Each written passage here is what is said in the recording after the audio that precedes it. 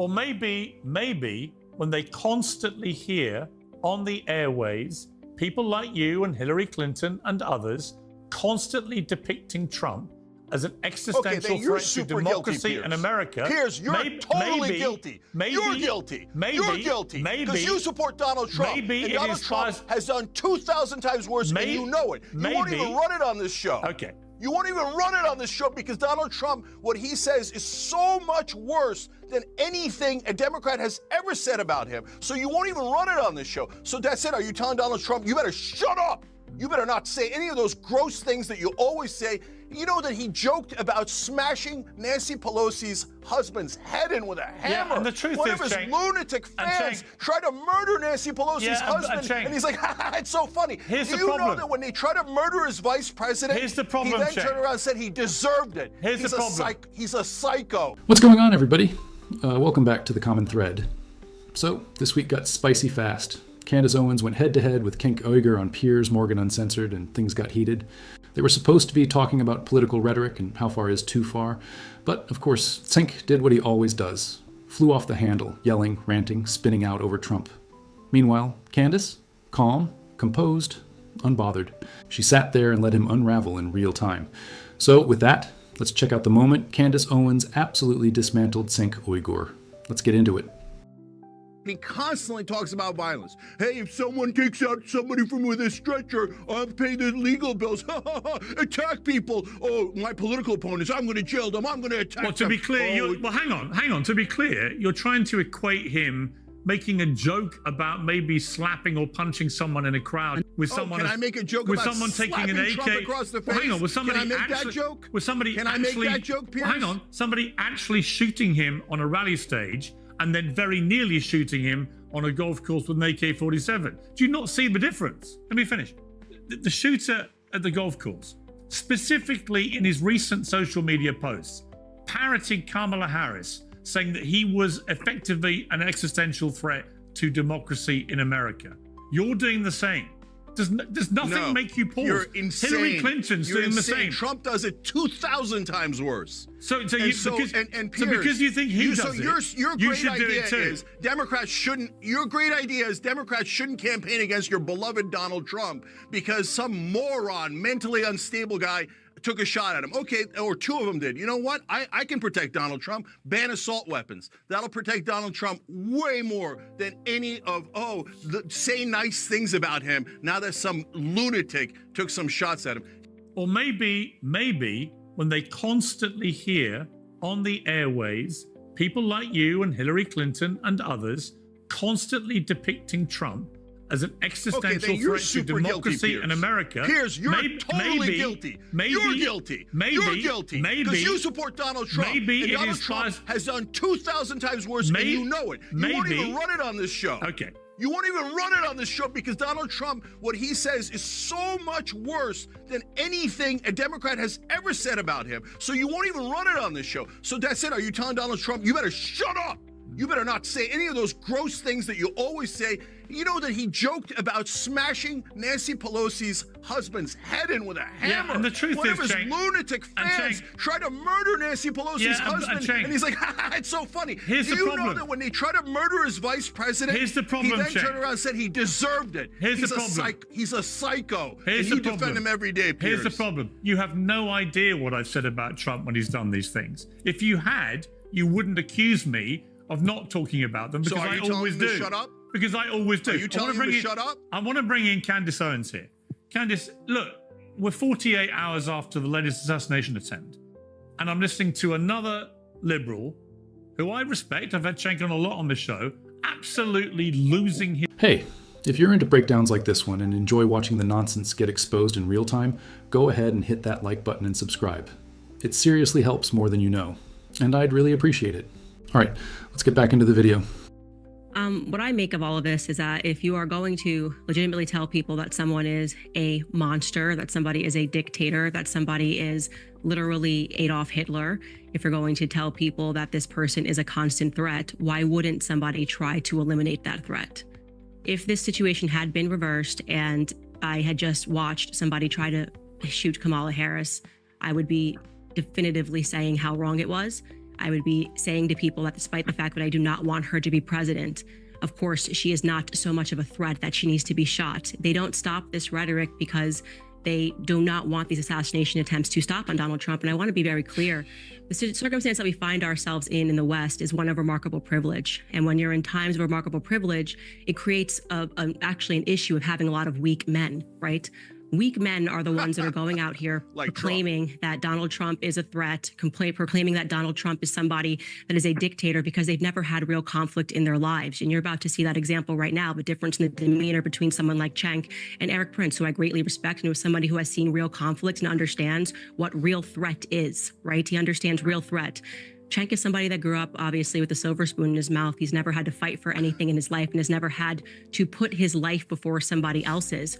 So it's very easy for him to behave like this, to demonstrate like a toddler who is throwing his toys out of the pram when he doesn't get what he wants. And so he heightens his rhetoric and says, why am I not getting what I want? This man's a dictator. This man's a threat. And he's not being realistic. And it's embarrassing to our country, whether it was a person on the right or the left. You guys haven't addressed it at all.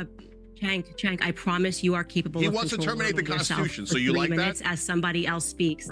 The way that this whole thing has been framed as if the right wing doesn't do rhetoric that is 10,000 times more dangerous and violent over and over again. Trump's fans sent pipe bombs to every one of his enemies. Trump fan hit Nancy Pelosi's husband in the head with a hammer, and Trump never even denounced it. He laughs about it. So if we were using the Trump standard, we'd laugh about him getting shot at, but I'm not as disgusting as Donald Trump is. If I were Cenk, I'm not sure I'd be walking around challenging anyone to a contest on what's disgusting. That's not exactly a battle I think he'd win, just being honest. The truth is, all his yelling and theatrics just bury the bigger conversation here. When does political rhetoric cross the line into something dangerous? I don't know anyone, including myself, who thinks it's ever okay to say things that could put someone in real harm's way. Now, to be fair, both sides get carried away sometimes, but when it comes to the level of open hatred aimed at Trump from politicians, celebrities, and especially the media, it's on a level I've never seen in my life. It's one thing to be criticized in an election year, but this is constant and coming from every direction, all day, every day. If this was just coming from a handful of outlets or talking heads, it might not be such a big deal. But when it's this loud and nonstop, it creates a pressure cooker that makes some unstable people snap. As for Cenk's argument, look, calling it flawed is being way too generous. He's comparing years of Trump being called Hitler to Trump making a crowd-pleasing joke about some heckler. Then, when Piers Morgan tries to press him on it, Cenk does what he always does, yells over everyone and pretends he's the tough guy in the room. The guy literally says, "Can I joke about slapping Trump across the face?"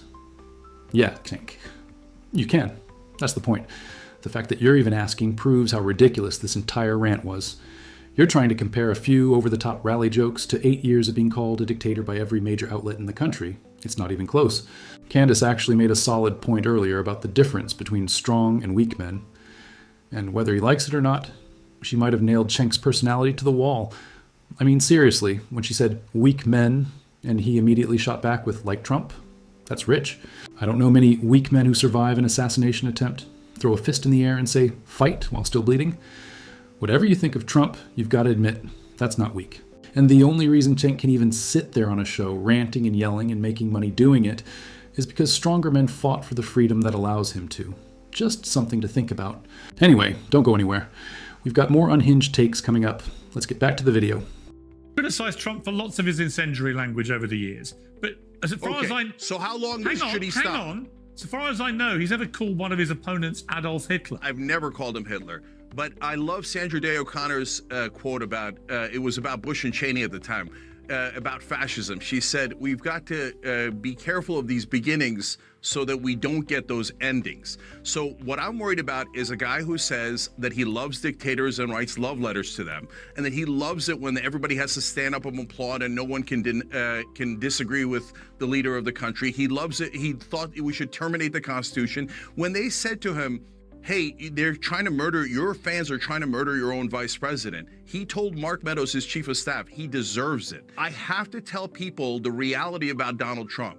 I do genuinely feel very apprehensive about what is happening and what may happen. And I dread to think what would happen in America if somebody did actually assassinate Donald Trump, as they are repeatedly trying to do. Yes, I mean, I was completely underwhelmed by the immediate reactions, even from Kamala Harris, just that simple tweet, and violence has no place, which felt like it was copy and pasted from a PR firm. There was no shock. There was no, this is absolutely wrong. There was no expressment of true frustration and disappointment, or even the recognition that that could be her, right? Like if you're trying to be a person that wants to be the president of the United States, this could potentially be you one day. So you should be outraged. I didn't sense that outrage from her. And rather, what you have correctly attest to is they just kept going on with the rhetoric the very next day, which to me is signaling to their followers. One of the things that's really frustrating, I think, for a lot of people is to watch the way the media is constantly allowed to detach themselves from the consequences of what they say, which is to say that somebody shoots up and tries to shoot a president, and the media is like, well, I was just calling him Hitler, but I never said to anyone that they should go shoot someone. And like I said, when you are saying Adolf Hitler is taking the stage, when you are saying that we are going to completely lose democracy, which is so far from reality, it's embarrassing for Cenk to say that, because we don't have to imagine Trump as president. He already was for 4 years. People were living very well. The economy was doing very well. And so this rhetoric may have made sense in 2016. It doesn't make sense now in 2024. And so it's frustrating to see that. And I think what is good, though, is to allow people around the world to get this insight into what's happening in America, because you hear the left constantly purporting to be the side of peace, right? And then you watch someone like Cenk, right? And then you listen to people that are on the right, the awful people on the right. You listen to Eric Prince, you listen to me, and you're able to really comprehend who are the radicals in American society. Because you can scream peace, you can scream, oh, love is love all day, but you hear their rhetoric within 24 hours after a former president was almost shot, and they never dial it down. I mean, these people, I want and encourage violence all the time. So, Piers, no. The framing of this entire conversation is insane. So, if somebody was just watching this conversation, they would think that I ordered an attack on the Capitol, or that the left wing did. No, Donald Trump had a violent mob attack our Capitol, and then you make it seem like the left violence problem. And then I strongly and very loudly condemned any violence.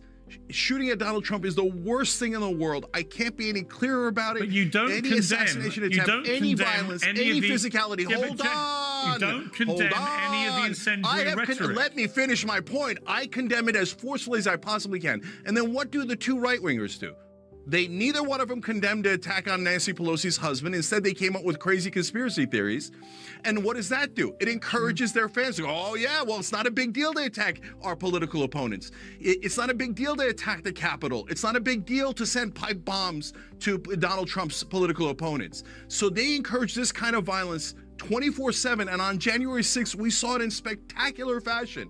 And then you're trying to reframe the debate as criticism of Donald Trump, legitimate political criticism of Donald Trump, is somehow the thing that's causing political violence in this country. No, it is 98% right-wing political violence. The 2% where it's the left wing, I hate it, I despise it, I condemn it. Really, Cenk?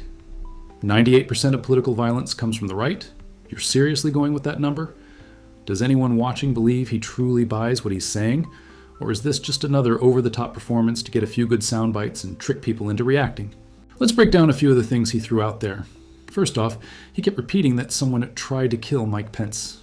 That never happened. What did happen is that someone in the January 6th crowd shouted something outrageous. That's not okay, but let's be real.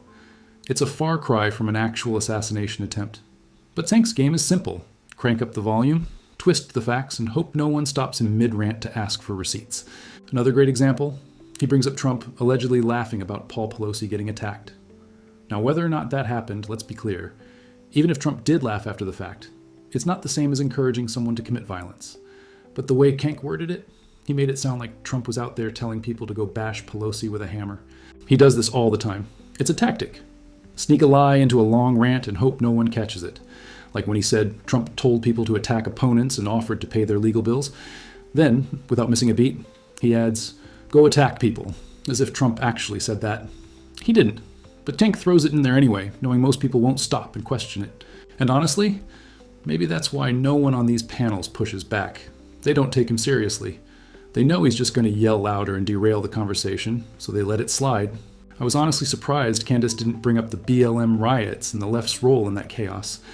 Remember when Nancy Pelosi was asked to denounce the violence and said, people will do what they do, or when Kamala Harris promoted that bail fund, helping rioters get back out onto the streets, or that infamous CNN reporter standing in front of a literal burning building calling it a mostly peaceful protest. Cenk wants to pretend the right owns 98% of political violence. Let's not pretend 2020 didn't happen. Antifa, BLM, cities burning, we all remember. If anything, Cenk's entire strategy is just yell, repeat talking points, and hope viewers forget how much destruction came from the left. And judging by this segment, that strategy hasn't changed one bit. I could keep going on this, but let's be honest. If you've made it this far in the video, you already know what's up, and I seriously appreciate you sticking with me. If you enjoy watching blowhards like Cenk get roasted with actual facts, hit one of the other videos popping up on your screen right now. We're building a whole library of this stuff here on the common thread. As always, you guys are the real ones. Thank you for spending part of your day with me. It truly means a lot. Never forget, Jesus loves you. I'll see you next time.